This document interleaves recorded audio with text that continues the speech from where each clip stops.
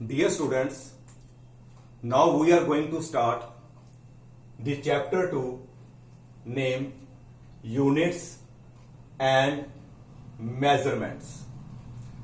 First of all, we will talk about what is measurement. Punjabi ਦੇ ਵਿੱਚ ਇਸ ਨੂੰ ਬੋਲਦੇ ਹਾਂ ਕਿਸੇ ਚੀਜ਼ ਨੂੰ ਮਾਪਣਾ ਜਾਂ ਤੋਲਣਾ। ਇੱਕ ਸਾਇੰਟਿਸਟ ਹੋਇਆ ਹੈ ਲਾਰਡ ਕੈਲਵਿਨ। ਇਸ ਸਾਇੰਟਿਸਟ ਦੇ according if you are talking about some quantity and if you can measure it and then express it in number, then you know something about it.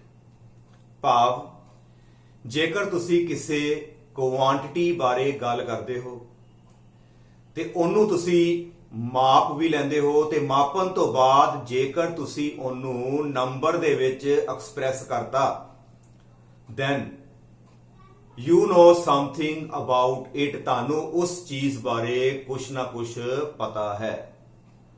but if you are not able to express that quantity in number, then your knowledge is unsatisfactory. You are just the beginner, you have to learn so many more things. ਹਾਲੇ ਤੁਹਾਨੂੰ ਬਹੁਤ ਕੁਝ ਜਿਹੜਾ ਸਿੱਖਣ ਦੀ ਲੋੜ ਹੈ, ਪਰ ਜੇ ਤੁਸੀਂ ਇਹਨੂੰ ਨੰਬਰ ਵਿੱਚ ਲਿਖ ਦਿੱਤਾ ਇਹਦਾ ਮਤਲਬ ਹੈ ਕਿ ਤੁਹਾਨੂੰ ਜਿਹੜਾ ਹੈ ਕੁਝ ਨਾ ਕੁਝ ਜਿਹੜਾ ਮਾਪਣਾ ਆਂਦਾ ਹੈ। For example, if I draw a line AB and ask my students ਕਿ ਇਸ ਲਾਈਨ ਨੂੰ ਜਿਹੜਾ ਹੈ ਮਾਪੋ, then if the student is able to measure, ਜੇ ਤੇ ਉਸ ਸਟੂਡੈਂਟ ਨੇ ਇਹਨੂੰ ਮਾਪ ਲਿਆ ਤੇ ਉਸ ਤੋਂ ਬਾਅਦ ਉਹਨੂੰ ਨੰਬਰ ਵਿੱਚ ਐਕਸਪ੍ਰੈਸ ਕਰਤਾ। ਫॉर ਐਗਜ਼ਾਮਪਲ ਕਿਸੇ ਨੇ ਕਿਹਾ ਕਿ it's length is suppose 7.8 centimetre, then ਮੇਰੇ ਮਨ 'ਚ ਕੀ ਆਏਗਾ ਕਿ ਉਸ ਵਿਦਿਆਰਥੀ ਨੂੰ ਕੁਛ ਨਾ ਕੁਛ ਜਿਹੜਾ ਹੈ ਲੈਂਥ ਨੂੰ ਕਿਸ ਤਰ੍ਹਾਂ ਮਾਪਣਾ ਹੈ ਉਹਦੇ ਬਾਰੇ ਨੌਲੇਜ ਹੈ। ਤੇ ਜਿਹੜੇ ਇਹਨੂੰ ਨੰਬਰ ਵਿੱਚ ਐਕਸਪ੍ਰੈਸ ਨਹੀਂ ਕਰ ਪਾਏ ਇਹਦਾ ਮਤਲਬ ਹੈ ਕਿ ਉਹਨਾਂ ਨੂੰ ਹਲੇ ਕਾਫੀ ਕੁਛ ਜਿਹੜਾ ਹੈ ਸਿੱਖਣ ਦੀ ਲੋੜ ਹੈ। ਇਹ ਜਿਹੜੀ ਲੈਂਥ ਉਸ ਸਟੂਡੈਂਟ ਨੇ ਮਾਪੀ ਹੈ ਇਹ ਸਹੀ ਵੀ ਹੋ ਸਕਦੀ ਹੈ ਤੇ ਇਹਦੇ ਵਿੱਚ ਕੁਛ ਨਾ ਕੁਛ ਮਾੜੀ ਮੋਟੀ ਗਲਤੀ ਹੋ ਸਕਦੀ ਹੈ, ਪਰ ਲੇਕਿਨ ਉਹਨੂੰ ਮਾਪਣਾ ਆ ਗਿਆ ਹੈ। he knows something about it. now ਜਿਹੜੀ ਮੈਜ਼ਰਮੈਂਟ ਹੈ ਇਹਦਾ ਡੇਲੀ ਲਾਈਫ ਦੇ ਵਿੱਚ ਬਹੁਤ ਹੀ ਰੋਲ ਹੈ। ਹਰ ਇੱਕ ਜਗ੍ਹਾ ਤੇ ਜਿੱਥੇ ਮਰਜ਼ੀ ਚਲੇ ਜਾਣਾ ਉੱਥੇ ਹੀ ਤੁਸੀਂ ਦੇਖੋਗੇ ਮੈਜ਼ਰਮੈਂਟ ਤੁਹਾਡੇ ਸਾਹਮਣੇ ਆ ਹੀ ਜਾਏਗੀ। ਫॉर ਐਗਜ਼ਾਮਪਲ ਫਰਜ਼ ਕਰੋ ਤੁਸੀਂ ਮਾਰਕੀਟ ਵਿੱਚ ਜਾਂਦੇ ਹੋ, ਕੋਈ LED ਬਲਬ ਲੈਣ ਜਾਂਦੇ। ਜਦੋਂ ਅਸੀਂ ਦੁਕਾਨਦਾਰ ਨੂੰ ਕਹਾਂਗੇ ਜਾ ਕੇ ਕਿ ਸਾਨੂੰ LED ਬਲਬ ਦੇ ਦੇ ਤੇ ਪਹਿਲਾਂ ਦੁਕਾਨਦਾਰ ਪੁੱਛੇਗਾ ਸਾਨੂੰ ਵੀ ਕਿੰਨੇ ਵਾਟ ਦਾ ਚਾਹੀਦਾ ਹੈ। ਤੇ ਜੇ ਸਾਨੂੰ ਪਤਾ ਹੀ ਨਹੀਂ ਹੈ ਕਿੰਨੇ ਵਾਟ ਦਾ ਲੈਣਾ ਹੈ ਹਾਂ ਤੇ ਫਿਰ ਦੁਕਾਨਦਾਰ ਕਹੇਗਾ ਵੀ ਪਹਿਲਾਂ ਪੁੱਛ ਕੇ ਆਓ ਕਿ ਕਿੰਨੇ ਵਾਟ ਦਾ ਤੁਹਾਨੂੰ ਜਿਹੜਾ ਹੈ ਬਲਬ ਚਾਹੀਦਾ ਹੈ। ਇਸ ਤਰ੍ਹਾਂ ਦੀ ਕਈ ਵਾਰੀ ਪ੍ਰੋਬਲਮ ਸਾਨੂੰ ਆਉਂਦੀ ਹੈ। ਹੁਣ ਜਿਹੜਾ ਇਹਦੇ ਉੱਪਰ ਜਿਹੜਾ ਅਸੀਂ ਮੈਂਸ਼ਨ ਕਰਤਾ ਜਾਂ ਅਸੀਂ ਉਹਨੂੰ ਕਹਾਂਗੇ ਵੀ ਸਾਨੂੰ ਜਿਹੜਾ ਬਲਬ ਦੇ ਦਿਓ ਵੀ 5 ਵਾਟ ਦਾ, ਇਹਦਾ ਮਤਲਬ ਕਿ ਇਹਦੀ ਮੈਜ਼ਰਮੈਂਟ ਹੋਈ ਹੈ। ਇਸ ਬਲਬ ਦੀ ਜਿਹੜੀ ਵਾਟੇਜ ਹੈ 5 ਵਾਟ, ਇਹ ਮੈਜ਼ਰਮੈਂਟ ਤੋਂ ਬਾਅਦ ਹੀ ਆਇਆ ਕਿ ਇਹਦੀ ਜਿਹੜੀ ਪਾਵਰ ਹੈ ਉਹ 5 ਵਾਟ ਹੈ। ਸਿਮਿਲਰਲੀ ਜੇਕਰ ਅਸੀਂ ਮੈਡੀਸਿਨ ਕੋਈ ਖਰੀਦਦੇ ਹਾਂ ਤੇ ਮੈਡੀਸਿਨ ਦੇ ਉੱਪਰ ਅਸੀਂ ਪਹਿਲਾਂ ਚੈੱਕ ਕਰਦੇ ਹਾਂ ਕਿ ਇਹਦੀ ਮੈਨੂਫੈਕਚਰਿੰਗ ਡੇਟ ਤੇ ਇਹਦੀ ਐਕਸਪਾਇਰੀ ਡੇਟ ਕਿੰਨੀ ਹੈ। ਇਹ ਵੀ ਇੱਕ ਮੈਜ਼ਰਮੈਂਟ ਦਾ ਹੀ ਹਿੱਸਾ ਹੈ ਕਿਉਂਕਿ ਸਾਨੂੰ ਪਤਾ ਲੱਗਦਾ ਹੈ ਕਿ ਇਹ ਕਿੰਨੇ ਮਹੀਨੇ ਬਾਅਦ ਜਾਂ ਕਿੰਨੇ ਸਾਲ ਬਾਅਦ ਜਿਹੜੀ ਹੈ ਇਹ ਦਵਾਈ ਨੇ ਖਰਾਬ ਹੋਣਾ ਹੈ। ਇਹ ਵੀ ਜਿਹੜੀ ਕੈਲਕੂਲੇਸ਼ਨ ਕੀਤੀ ਗਈ ਹੈ ਇਹ ਵੀ ਇੱਕ ਸਾਡਾ ਜਿਹੜਾ ਹੈ ਮੈਜ਼ਰਮੈਂਟ ਦਾ ਇੱਕ ਹਿੱਸਾ ਹੀ ਹੈ। ਕੋਈ ਇਲੈਕਟ੍ਰੀਸ਼ੀਅਨ ਆਂਦਾ ਹੈ, ਉਹਦੇ ਕੋਲ ਵੀ ਇੱਕ ਕੋਈ ਨਾ ਕੋਈ ਡਿਵਾਈਸ ਹੁੰਦਾ ਹੈ, ਏਵੀਓਮੀਟਰ ਐਟਸੈਟਰਾ, ਜਿਹਦੇ ਨਾਲ ਉਹ ਕਿੰਨੇ ਵੋਲਟ ਨੇ ਕਿੰਨਾ ਕਰੰਟ ਆ ਰਿਹਾ ਹੈ ਉਹ ਮਾਪ ਸਕਦਾ ਹੈ। ਡੇਲੀ ਲਾਈਫ ਦੇ ਵਿੱਚ ਹਰ ਇੱਕ ਜਗ੍ਹਾ ਤੇ ਜਾ ਕੇ ਦੇਖ ਲੈਣਾ ਸਾਨੂੰ ਹਰ ਜਗ੍ਹਾ ਦੇ ਉੱਤੇ ਮੈਜ਼ਰਮੈਂਟ ਦਾ ਜਿਹੜਾ ਕਾਫੀ ਰੋਲ ਜਿਹੜਾ ਹੈ ਉਹ ਨਜ਼ਰ ਆਏਗਾ। Now, today's, first of all, we will discuss a new term. What is physical quantity? Physical quantity की चीज है ਜਿਹੜੀ ਕੁਆਂਟਿਟੀ ਨੂੰ ਅਸੀਂ ਮਾਪ ਸਕਦੇ ਹਾਂ। those quantities which can be measurable directly or indirectly। ਇਹ ਦੋ ਵਰਡ ਨੇ, ਡਾਇਰੈਕਟਲੀ ਸਿੱਧੇ ਤੌਰ ਤੇ ਜਾਂ ਅਸਿੱਧੇ ਤੌਰ ਤੇ ਅਸੀਂ ਉਹਨੂੰ ਮਾਪ ਸਕਦੇ ਹਾਂ, ਉਸ ਨੂੰ ਅਸੀਂ ਫਿਜ਼ੀਕਲ ਕੁਆਂਟਿਟੀ ਕਹਿੰਦੇ ਹਾਂ। ਫੋਰ ਐਗਜ਼ਾਮਪਲ, ਲੈਂਥ, ਅਸੀਂ ਟੇਬਲ ਦੀ ਲੈਂਥ ਜਾਂ ਕਿਸੇ ਵੀ ਚੀਜ਼ ਦੀ ਲੈਂਥ ਜਿਹੜੀ ਹੈ ਅਸੀਂ ਮਾਪ ਸਕਦੇ ਹਾਂ। ਇਹਦਾ ਮਤਲਬ ਜਿਹੜੀ ਸਾਡੀ ਲੈਂਥ ਹੈ, it is a physical quantity. Length is a physical quantity.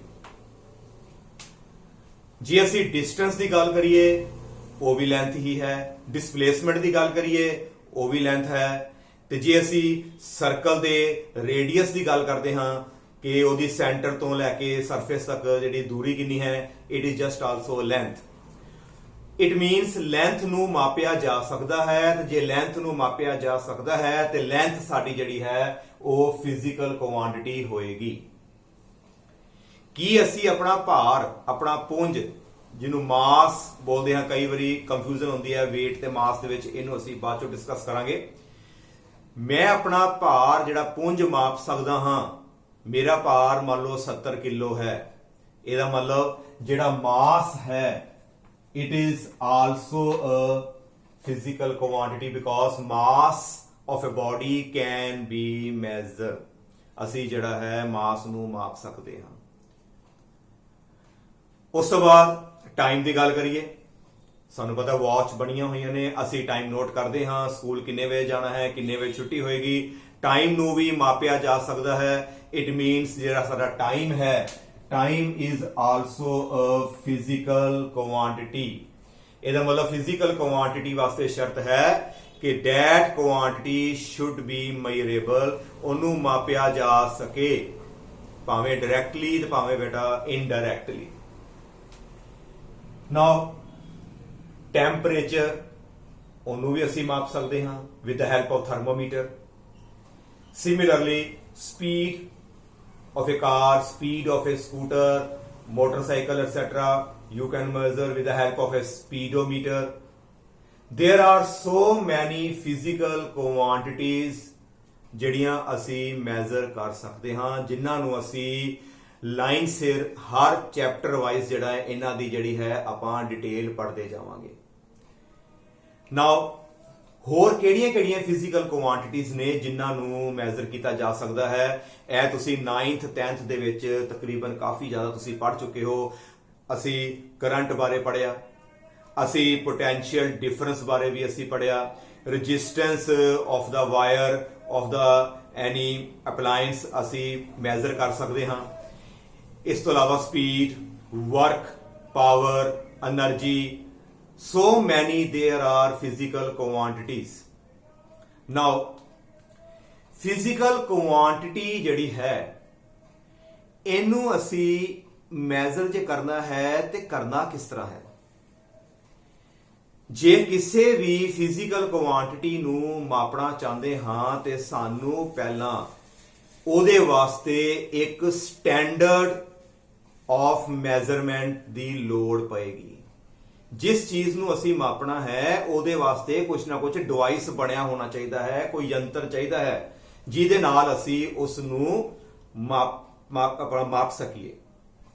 And that standard of measurement is called unit। ਉਸ ਨੂੰ ਅਸੀਂ ਜਿਹੜਾ ਹੈ ਯੂਨਿਟ ਕਹਿੰਦੇ ਹਾਂ। ਇੱਥੇ ਜਿਹੜਾ ਵਰਡ ਆਇਆ ਹੈ ਸਟੈਂਡਰਡ, ਇਸ ਦਾ ਮੀਨਿੰਗ ਹੈ ਕਿ ਅਸੀਂ ਦੁਨੀਆ ਦੇ ਜਿਸ ਮਰਜ਼ੀ ਕੋਨੇ ਵਿੱਚ ਚਲੇ ਜਾਈਏ, ਹਰ ਜਗ੍ਹਾ ਦੇ ਉੱਤੇ ਜਿਹੜਾ ਹੈ ਉਸ ਦੀ ਜਿਹੜੀ ਵੈਲਿਊ ਹੈ ਉਹ ਸੇਮ ਹੋਣੀ ਚਾਹੀਦੀ ਹੈ। ਭਾਵ ਮੰਨ ਲਓ ਕਿ ਸਾਡੇ ਕੋਲ ਜਿਸ ਤਰ੍ਹਾਂ ਆ ਸਕੇਲ ਹੈ, ਇਹਦੇ ਵਿੱਚ ਸਾਡੇ ਕੋਲ ਜਿਹੜੇ ਨੇ 15 ਸੈਂਟੀਮੀਟਰ ਨੇ, ਜਿਹਨੂੰ ਅਸੀਂ ਬੋਲਦੇ ਹਾਂ ਵੀ ਅੱਧਾ ਫੁੱਟ ਦਾ ਜਿਹੜਾ ਹੈ ਸਕੇਲ। ਇਹਦੇ ਵਿੱਚ ਸੈਂਟੀਮੀਟਰਾਂ ਦੇ ਵਿੱਚ ਅਸੀਂ ਇਹਨੂੰ ਡਿਵਾਈਡ ਕੀਤਾ ਹੋਇਆ ਹੈ, ਮਿਲੀਮੀਟਰ ਦੇ ਵਿੱਚ ਵੀ ਅਸੀਂ ਇਹਨੂੰ ਡਿਵਾਈਡ ਕੀਤਾ ਹੈ। ਜੇ ਸਾਡੇ ਇੰਡੀਆ ਦੇ ਵਿੱਚ ਸੈਂਟੀਮੀਟਰ ਦੀ ਜਿਹੜੀ ਹੈ ਵੈਲਿਊ ਆਂਦੀ ਹੈ, ਇੰਨੀ ਕਿ ਸ਼ੋ ਕਰ ਰਹੇ ਹਾਂ ਆਪਾਂ ਕਿ ਸੈਂਟੀਮੀਟਰ ਇੰਨਾ ਹੈ ਜਿਹਦੇ ਵਿੱਚ 10 ਮਿਲੀਮੀਟਰ ਹੁੰਦੇ ਨੇ, ਤੇ ਜਿੱਥੇ ਮਰਜ਼ੀ ਚਲੇ ਜਾਓ ਇਸ ਸੈਂਟੀਮੀਟਰ ਦੀ ਵੈਲਿਊ ਪੂਰੇ ਵਰਲਡ ਵਿੱਚ ਸੇਮ ਹੋਣੀ ਚਾਹੀਦੀ ਹੈ। That should be standard. ਜਿਹੜਾ ਮੈਜ਼ਰਮੈਂਟ ਦਾ ਜਿਹੜਾ ਤਰੀਕਾ ਹੈ ਹਰ ਜਗ੍ਹਾ ਤੇ ਸੇਮ ਹੋਣਾ ਚਾਹੀਦਾ ਹੈ। ਤੁਸੀਂ ਜਦੋਂ ਵੀ ਸਕੇਲ ਲੈਣ ਜਾਂਦੇ ਹੋ ਮਾਰਕੀਟ, ਜਿੱਥੋਂ ਮਰਜ਼ੀ ਖਰੀਦ ਲਓ, ਤੁਸੀਂ ਦੇਖੋਗੇ ਹਰ ਜਗ੍ਹਾ ਤੇ ਜਿੱਥੋਂ ਮਰਜ਼ੀ ਮਾਪ ਲਓ ਇਹ ਸੈਂਟੀਮੀਟਰ ਦੀ ਜਿਹੜੀ ਉਹ ਵੈਲਿਊ ਬਿਲਕੁਲ ਸੇਮ ਹੀ ਹੋਏਗੀ। ਹਾਂਜੀ, ਕਲੀਅਰ। ਸਿਮਿਲਰਲੀ ਜੇ ਅਸੀਂ ਕੋਈ ਮਾਸ, ਕਿਸੇ ਚੀਜ਼ ਦਾ ਭਾਰ ਜਿਹੜਾ ਹੈ ਤੋਲਣਾ ਹੈ, ਤੇ ਸਾਨੂੰ ਜਿਹੜਾ ਹੈ weight ਚਾਹੀਦੇ ਨੇ। For example here it is right 100 ग्राम। ਜੇ 100 ਗ੍ਰਾਮ ਜਿੰਨਾ ਹੈ ਜਿੱਥੇ ਮਰਜ਼ੀ ਚੱਲ ਜਾਓ, ਡੈਟ ਸ਼ੁੱਡ ਬੀ ਸਟੈਂਡਰਡ। ਇਹਦੀ ਵੈਲਿਊ ਹਰ ਜਗ੍ਹਾ ਤੇ ਸੇਮ ਹੋਣੀ ਚਾਹੀਦੀ ਹੈ। ਜਿੰਨਾ 100 ਗ੍ਰਾਮ ਸਾਡੇ ਇੰਡੀਆ 'ਚ ਹੈ, ਪੰਜਾਬ 'ਚ ਹੈ, ਓਨਾ ਹੀ 100 ਗ੍ਰਾਮ ਜਿਹੜਾ ਹੈ ਦੂਜੇ ਦੇਸ਼ਾਂ 'ਚ ਹੋਏਗਾ, ਇੰਗਲੈਂਡ, ਅਮਰੀਕਾ, ਹਰ ਜਗ੍ਹਾ ਦੇ ਉੱਤੇ ਇਹਦੀ ਜਿਹੜੀ ਵੈਲਿਊ ਹੈ ਸੇਮ ਹੋਣੀ ਚਾਹੀਦੀ ਹੈ। ਅਦਰਵਾਈਜ਼ ਇਹ ਬਹੁਤ ਵੱਡੀ ਪ੍ਰੋਬਲਮ ਆ ਜਾਏਗੀ, ਕਿਉਂਕਿ ਜਦੋਂ ਉੱਥੋਂ ਦੇ ਜਿਹੜੇ ਲੋਕ ਨੇ ਸਾਡੇ ਇੰਡੀਆ 'ਚ ਆਉਣ ਜਾਂ ਸਾਡੇ ਲੋਕ ਉੱਥੇ ਜਾਣ, ਤੇ ਜੇ ਇਹਨਾਂ ਦੀ ਅਮਾਉਂਟ 'ਚ ਫਰਕ ਹੋਵੇ, ਇਹ ਸਟੈਂਡਰਡ ਨਾ ਹੋਣ, ਤੇ ਸਾਨੂੰ ਪ੍ਰੋਬਲਮ ਆਏਗੀ ਵੀ ਸਾਡੇ ਉੱਥੇ ਕਿਲੋ ਹੋਰ ਹੈ, ਉੱਥੇ ਕਿਲੋ ਦੀ ਜਿਹੜੀ ਅਮਾਉਂਟ ਜਿਹੜੀ ਦੇਖਦੇ ਆ ਉਹ ਹੋਰ ਨਿਕਲਦੀ ਹੈ। ਇਸ ਕਰਕੇ ਸਾਰੇ ਵਰਲਡ ਵਿੱਚ ਇੱਕ ਸਾਰਤਾ ਲਿਆਉਣ ਵਾਸਤੇ ਅਸੀਂ ਕੀ ਕੀਤਾ ਹੈ ਕਿ ਜਿਹੜੇ ਮੈਜ਼ਰਮੈਂਟਸ ਦੇ ਲਈ ਜਿਹੜੇ ਅਸੀਂ ਚੀਜ਼ਾਂ ਚੂਜ਼ ਕੀਤੀਆਂ ਨੇ ਉਹ ਅਸੀਂ ਬਿਲਕੁਲ ਸਟੈਂਡਰਡ ਹੀ ਮੰਨੀਆਂ ਨੇ। And that standard of measurement is called unit. ਉਸ ਨੂੰ ਅਸੀਂ ਬੇਟਾ ਯੂਨਿਟ ਕਹਿੰਦੇ ਹਾਂ। ਹਾਂਜੀ, clear. Now suppose we have a straight line, एक straight line है AB, ਜਿਸ ਨੂੰ ਅਸੀਂ ਮਾਪਣਾ ਹੈ। ਜੇ ਇਸ straight line ਨੂੰ ਅਸੀਂ ਮਾਪਣਾ ਚਾਹੁੰਦੇ ਹਾਂ ਤੇ ਸਾਨੂੰ ਪਹਿਲਾਂ ਇਹਦੇ ਵਾਸਤੇ ਸਕੇਲ ਦੀ ਲੋੜ ਪਏਗੀ। Now if I use the standard of measurement as a centimeter, ਜੇ ਮੈਂ ਇਸ ਲਾਈਨ ਨੂੰ ਸੈਂਟੀਮੀਟਰ ਦੇ ਵਿੱਚ ਮੈਜ਼ਰ ਕਰਨਾ ਚਾਹੁੰਦਾ ਹਾਂ, ਸੈਂਟੀਮੀਟਰ ਮੇਰਾ ਜਿਹੜਾ ਹੈ ਉਹ ਸਟੈਂਡਰਡ ਆਫ ਮੈਜ਼ਰਮੈਂਟ ਹੈ, then I can write this is 15 centimeter, then 30, and this is total 45 centimeter। ਇਹਦਾ ਮਤਲਬ ਹੈ ਕਿ ਸਾਡੇ ਕੋਲ ਇਸ ਟੋਟਲ ਲੈਂਥ ਦੇ ਵਿੱਚ ਸੈਂਟੀਮੀਟਰ ਜਿਹੜਾ ਹੈ 45 ਟਾਈਮਸ ਆਇਆ। How many Times this centimetre included in that measurement? It included 45 times। 45 Times ਜਿਹੜਾ ਸੈਂਟੀਮੀਟਰ ਬੇਟਾ ਇਸ ਮੈਜ਼ਰਮੈਂਟ 'ਚ ਆਇਆ। ਇਹਦਾ ਮਤਲਬ ਸਾਡੀ ਜਿਹੜੀ ਹੈ ਇਸ ਦੀ ਲੈਂਥ ਹੋਏਗੀ, it will be 45 centimetre. 45 centimetre ਸਾਡੀ ਜਿਹੜੀ ਹੈ ਇਹਦੀ ਲੈਂਥ ਆਏਗੀ। Now this length, it is a physical quantity। ਇਹ ਸਾਡੀ ਹੋ ਗਈ ਫਿਜ਼ੀਕਲ ਕੁਆਂਟੀਟੀ ਜਿਸ ਨੂੰ ਅਸੀਂ ਮੈਜ਼ਰ ਕੀਤਾ। ਜਿਹੜਾ ਆ ਨੰਬਰ ਆਇਆ ਕਿ ਕਿੰਨੀ ਵਾਰੀ ਉਹ ਯੂਨਿਟ ਜਿਹੜਾ ਹੈ ਇਨਕਲੂਡ ਹੋਇਆ 45, this is called magnitude। ਇਹ ਜਿਹੜੀ numerical value ਹੈ ਇਸ ਨੂੰ ਅਸੀਂ ਮੈਗਨੀਟਿਊਡ ਕਹਿੰਦੇ ਹਾਂ ਕਿ ਉਸ ਦੀ ਮਾਪਨ ਤੋਂ ਬਾਅਦ ਉਹਦਾ ਰਿਜ਼ਲਟ ਕਿੰਨਾ ਆਇਆ, that is called magnitude। And last ਜਿਹੜਾ ਸੈਂਟੀਮੀਟਰ ਲੱਗਾ ਹੈ ਇਹ ਅਸੀਂ ਕਿਹੜਾ ਸਟੈਂਡਰਡ ਯੂਜ਼ ਕੀਤਾ, ਅਸੀਂ ਸਟੈਂਡਰਡ ਜਿਹੜਾ ਯੂਜ਼ ਕੀਤਾ ਹੈ ਉਸ ਨੂੰ ਯੂਨਿਟ ਬੋਲਦੇ ਹਾਂ ਤੇ ਅਸੀਂ ਇੱਥੇ ਕਿਹੜਾ ਯੂਜ਼ ਕੀਤਾ ਹੈ, ਅਸੀਂ ਸੈਂਟੀਮੀਟਰ ਦੀ ਜਿਹੜੀ ਹੈ ਉਹ ਵਰਤੋਂ ਕੀਤੀ ਹੈ। ਹਾਂਜੀ clear. Now physical quantity is equal to magnitude multiplied by unit. ਇਹਦਾ ਮਤਲਬ ਕਿਸੇ ਵੀ ਫਿਜ਼ੀਕਲ ਕੁਆਂਟੀਟੀ ਨੂੰ ਐਕਸਪ੍ਰੈਸ ਕਰਕੇ ਜੇ ਅਸੀਂ ਲਿਖਣਾ ਚਾਹੁੰਦੇ ਹਾਂ then you can write q ਦਾ ਮਤਲਬ physical quantity is equal to n means ਉਹਦੀ ਜਿਹੜੀ ਹੈ numerical value and then u means unit for that measurement। ਤੁਸੀਂ ਕਿਹੜਾ ਯੂਨਿਟ ਜਿਹੜਾ ਹੈ ਉਹਦੇ ਵਾਸਤੇ ਡਿਸਾਈਡ ਕੀਤਾ ਹੈ। Now Q ਜਨਰਲ ਤੌਰ ਤੇ ਅਸੀਂ ਬੇਟਾ ਨੂੰ Q ਲਿਖਤਾ। This is a physical quantity, N is the numerical value associated with that physical quantity after measurement, and U is the unit which you decided for measurement. Now if ਜੇ ਅਸੀਂ ਕਿਸੇ ਚੀਜ਼ ਦਾ ਮਾਸ ਜਿਹੜਾ ਹੈ ਆਪਾਂ ਤੋਲਿਆ ਹੈ then Q ਦੀ ਜਗ੍ਹਾ ਤੇ ਉੱਤੇ ਸਾਡਾ M ਆ ਜਾਏਗਾ and N ਜਿਹੜੀ ਉਹ ਮਾਪਣ ਤੋਂ ਬਾਅਦ ਉਹਦੀ ਜਿਹੜੀ ਵੈਲਿਊ ਹੈ ਫੋਰ ਐਗਜ਼ਾਮਪਲ ਅਸੀਂ ਕਿਸੇ ਚੀਜ਼ ਦਾ ਭਾਰ ਤੋਲਦੇ ਹਾਂ ਤੇ ਉਹਦਾ ਸਾਡੇ ਕੋਲ 70 ਆਇਆ and ਯੂਨਿਟ ਅਸੀਂ ਕੱਚ ਤੋਲਿਆ ਹੈ that is kg, then you can write it as M is equal to 70 kg। ਇਹ ਤੁਸੀਂ 9th 10th ਦੇ ਵਿੱਚ ਆਲਰੇਡੀ ਜਦੋਂ ਅਸੀਂ ਨਿਊਮੈਰੀਕਲ ਕਰਦੇ ਹਾਂ ਤੇ ਅਸੀਂ ਇਸ ਤਰ੍ਹਾਂ ਹੀ ਚੀਜ਼ਾਂ ਨੂੰ ਐਕਸਪ੍ਰੈਸ ਕਰਦੇ ਹਾਂ। ਫੋਰ ਐਗਜ਼ਾਮਪਲ ਜੇ ਅਸੀਂ ਗੱਲ ਕਰੀਏ 10th ਕਲਾਸ ਦੀ ਗੱਲ ਕਰੀਏ, ਹੁਣੇ ਤੁਸੀਂ ਪਿੱਛੇ ਪੜ੍ਹ ਕੇ ਆਏ ਕਿ ਕਰੰਟ ਨੂੰ ਅਸੀਂ I ਦੇ ਨਾਲ ਲਿਖਦੇ ਹਾਂ, I ਫॉर ਕਰੰਟ, ਤੇ ਕਰੰਟ ਦੀ ਵੈਲਿਊ 2A। ਕਰੰਟ ਅਸੀਂ ਮਾਪਿਆ ਜਿਸ ਦੀ ਜਿਹੜੀ ਹੈ value I 2, this is magnitude, ਤੇ ਇਹ ਸਾਡਾ ਜਿਹੜਾ ਹੈ ਉਹ ਯੂਨਿਟ ਹੈ ਐਂਪੀਅਰ, ਸਟੈਂਡਰਡ ਆਫ ਮੈਜ਼ਰਮੈਂਟ ਹੈ। ਨਾਓ ਇਫ ਕਿਸੇ ਵੀ ਸਟੂਡੈਂਟ ਨੇ ਆਖਿਰ ਦੇ ਵਿੱਚ ਐਂਪੀਅਰ ਨੇ ਲਗਾਇਆ I equal to 2, then it is incomplete information। ਸਾਨੂੰ ਕੀ ਪਤਾ ਲੱਗੇਗਾ ਵੀ ਇਹ I ਹੈ ਕੀ? ਫਿਜ਼ੀਕਲ ਕੁਆਂਟੀਟੀ ਦੀ ਜਿਹੜੀ ਪਹਿਚਾਨ ਹੈ ਉਹ ਉਹਦੇ ਯੂਨਿਟ ਤੋਂ ਹੀ ਪਤਾ ਲੱਗ ਜਾਂਦੀ ਹੈ ਕਿ ਇਹ ਕਿਸ ਫਿਜ਼ੀਕਲ ਕੁਆਂਟੀਟੀ ਬਾਰੇ ਗੱਲ ਕੀਤੀ ਜਾ ਰਹੀ ਹੈ। ਉਹਦੇ ਯੂਨਿਟ ਤੋਂ ਹੀ ਸਾਨੂੰ ਪਤਾ ਲੱਗ ਜਾਏਗਾ। ਨਾਓ ਫॉर ਐਗਜ਼ਾਮਪਲ ਜੇ ਅਸੀਂ ਕਿਸੇ ਬੱਚੇ ਦਾ ਨਾਮ ਲੈਂਦੇ ਹਾਂ, ਫॉर ਐਗਜ਼ਾਮਪਲ ਅਰਵਿੰਦਰ, ਤੇ ਜੇ ਅਸੀਂ ਉਹਦੇ ਮਗਰ ਸਿੰਘ ਨਹੀਂ ਲਗਾਇਆ ਜਾਂ ਕੌਰ ਨਹੀਂ ਲਗਾਉਂਦੇ ਤੇ ਸਾਨੂੰ ਨਹੀਂ ਪਤਾ ਲੱਗਦਾ ਵੀ ਇਹ ਲੜਕੇ ਬਾਰੇ ਗੱਲ ਹੋ ਰਹੀ ਹੈ ਕਿ ਲੜਕੀ ਬਾਰੇ ਗੱਲ ਹੋ ਰਹੀ ਹੈ। ਤੇ ਜੇ ਮਗਰ ਸਿੰਘ ਤੇ ਕੌਰ ਲੱਗਦਾ ਹੈ ਤੇ ਸਾਨੂੰ ਸਾਫ਼ ਪਤਾ ਲੱਗ ਜਾਂਦਾ ਹੈ ਕਿ ਇਹ ਜਿਹੜਾ ਹੈ ਲੜਕਾ ਹੈ ਜਾਂ ਲੜਕੀ ਬਾਰੇ ਗੱਲ ਕੀਤੀ ਜਾ ਰਹੀ ਹੈ।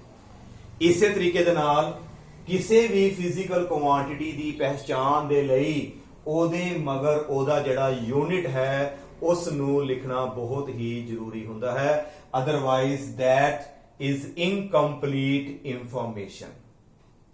Now ਤੁਸੀਂ ਇਸ ਤਰ੍ਹਾਂ ਵੀ ਲਿਖਦੇ ਰਹੇ ਹੋ R means resistance of the wire is 2 ohm, ਕਿ ਵਾਇਰ ਦੀ ਰੈਜ਼ਿਸਟੈਂਸ ਸਾਡੀ ਜਿਹੜੀ ਹੈ ਉਹ 2 ohm ਹੈ, ਤੇ ਜੇ ਅਸੀਂ ਮਗਰ ohm ਨਹੀਂ ਲਗਾਵਾਂਗੇ ਤੇ ਸਾਡੀ ਜਿਹੜੀ ਨੌਲੇਜ ਹੈ ਉਹ ਇਨਕੰਪਲੀਟ ਹੋਏਗੀ।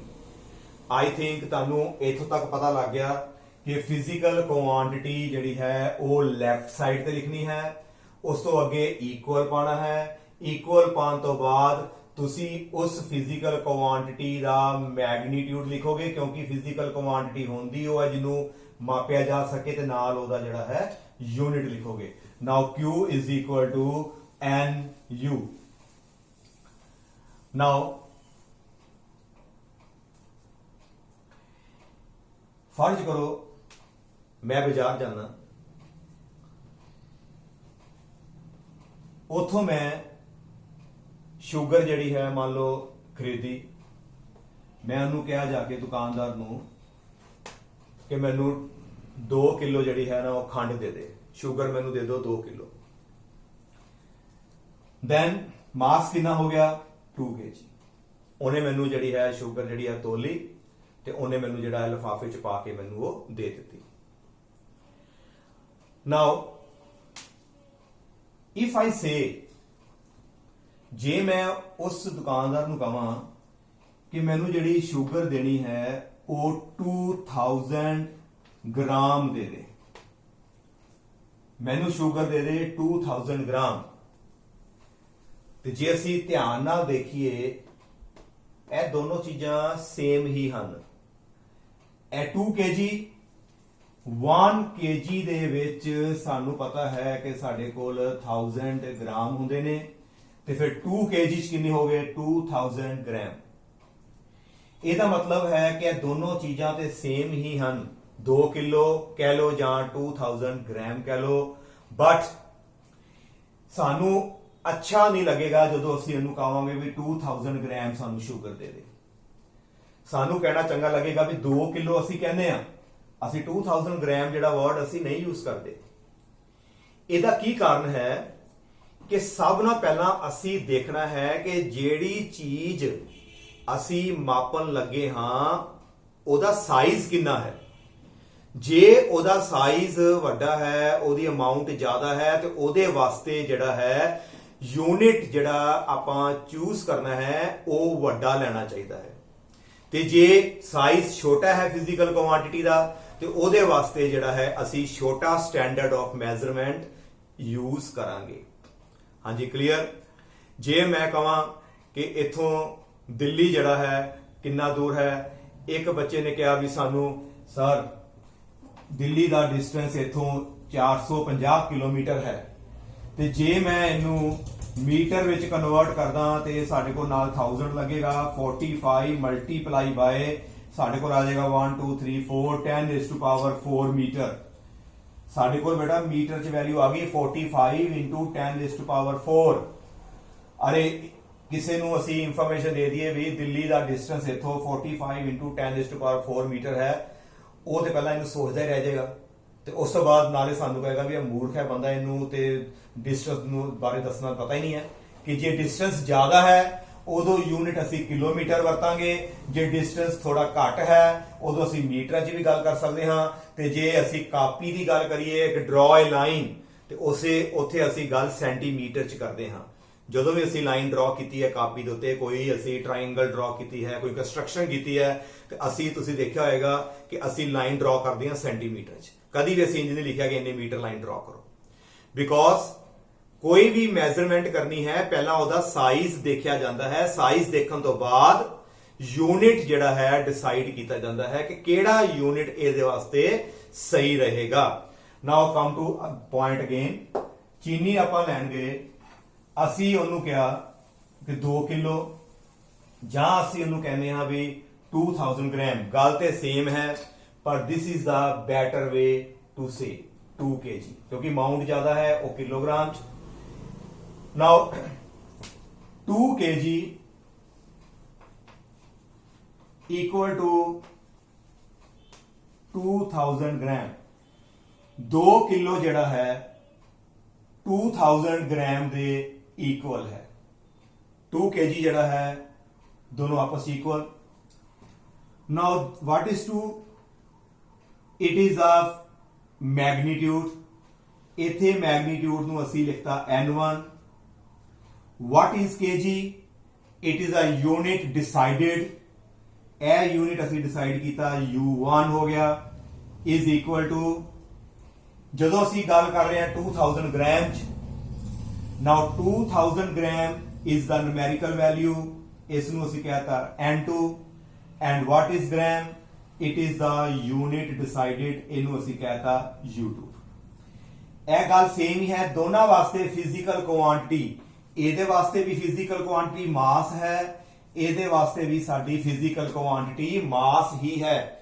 ਇਹ ਦੋਨੋਂ ਚੀਜ਼ਾਂ ਇਕੁਅਲ ਨੇ, ਤੇ ਇਹਦਾ ਮਤਲਬ 2 kg 2000 gram means N1 U1 equal to N2 U2, or you can write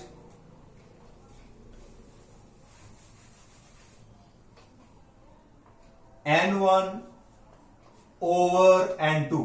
N2 ਨੂੰ ਅਸੀਂ ਇਹਦੇ ਨੀਚੇ ਲੈ ਗਏ is equal to ਸਾਡੇ ਕੋਲ ਆ ਜਾਏਗਾ U2 divided by U1 U2 divided by U1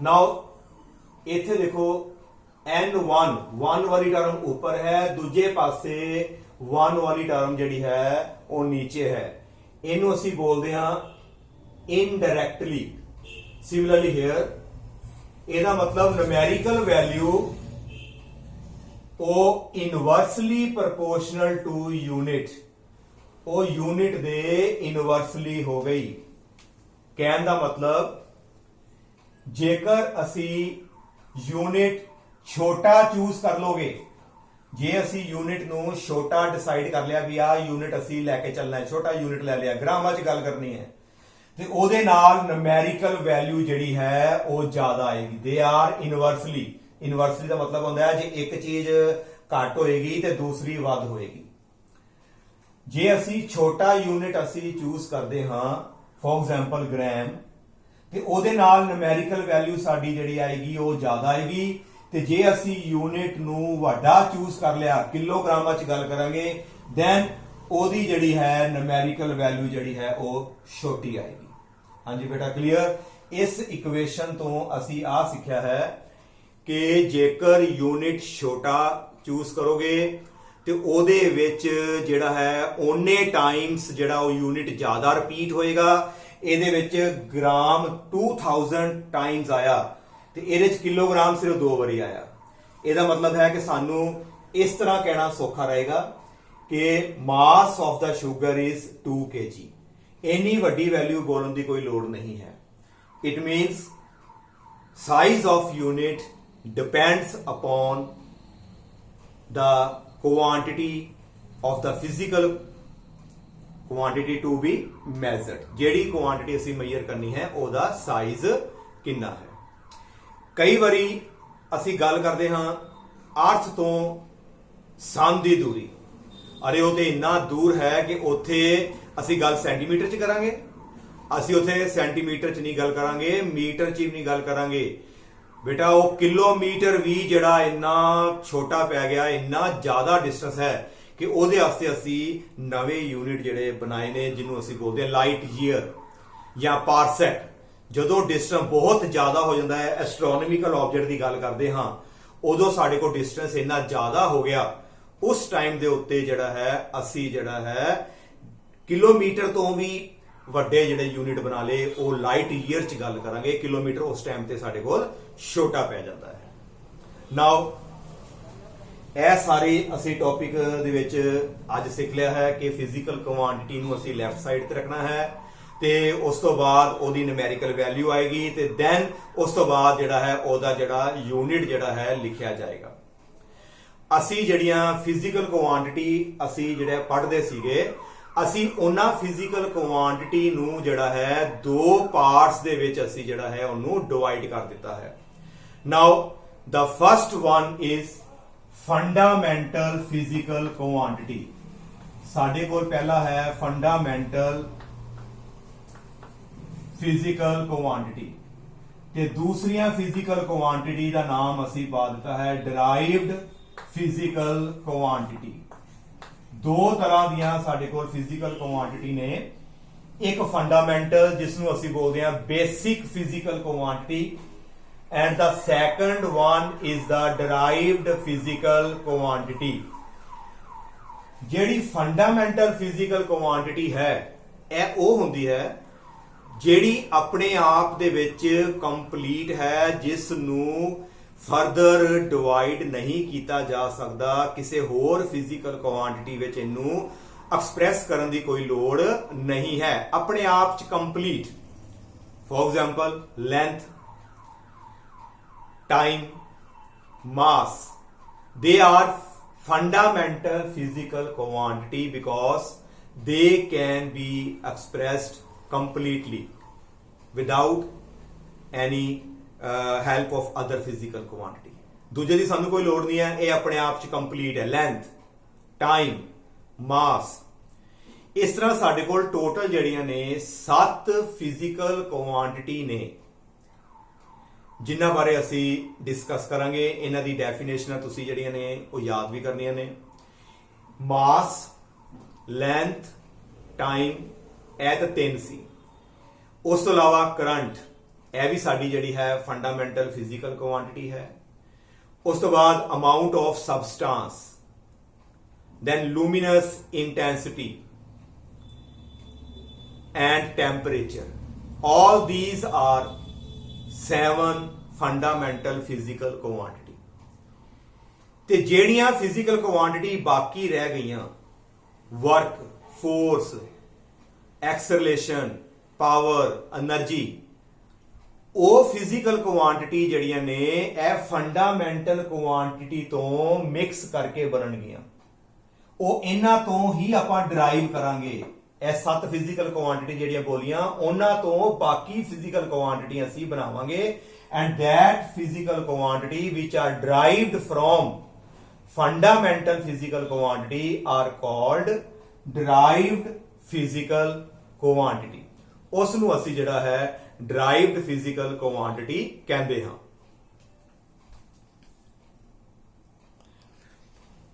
Now, for example, if I talk about speed ਜਿਹੜੀ ਹੈ, it is given by distance divided by time. speed the formula distance over time ਹੈ। distance length ਹੋ ਗਈ, distance ਸਾਡਾ ਆ ਗਿਆ length ਹੋ ਗਈ ਫੰਡਾਮੈਂਟਲ। ਨੀਚੇ ਆ ਗਿਆ ਟਾਈਮ ਵੀ ਸਾਡਾ ਫੰਡਾਮੈਂਟਲ ਹੈ। ਇਹਦਾ ਮਤਲਬ ਫੰਡਾਮੈਂਟਲ ਅਸੀਂ ਦੋ ਕਿਹੜੇ ਵਰਤੇ, ਇੱਕ ਅਸੀਂ ਲੈਂਥ ਤੇ ਇੱਕ ਟਾਈਮ। ਇਹਨਾਂ ਦੋਨਾਂ ਨੂੰ ਅਸੀਂ ਜਦੋਂ ਡਿਵਾਈਡ ਕੀਤਾ ਤੇ ਸਾਡੇ ਕੋਲ ਇੱਕ ਨਵੀਂ ਫਿਜ਼ੀਕਲ ਕੁਆਂਟੀਟੀ ਆ ਗਈ, ਸਪੀਡ। ਇਹਦਾ ਮਤਲਬ ਸਪੀਡ ਜਿਹੜੀ ਹੈ ਉਹ ਡਰਾਈਵਡ ਫਿਜ਼ੀਕਲ ਕੁਆਂਟੀਟੀ ਹੈ, ਕਿਉਂਕਿ ਅਸੀਂ ਸਪੀਡ ਨੂੰ ਡਰਾਈਵ ਕੀਤਾ from the fundamental quantity length end time.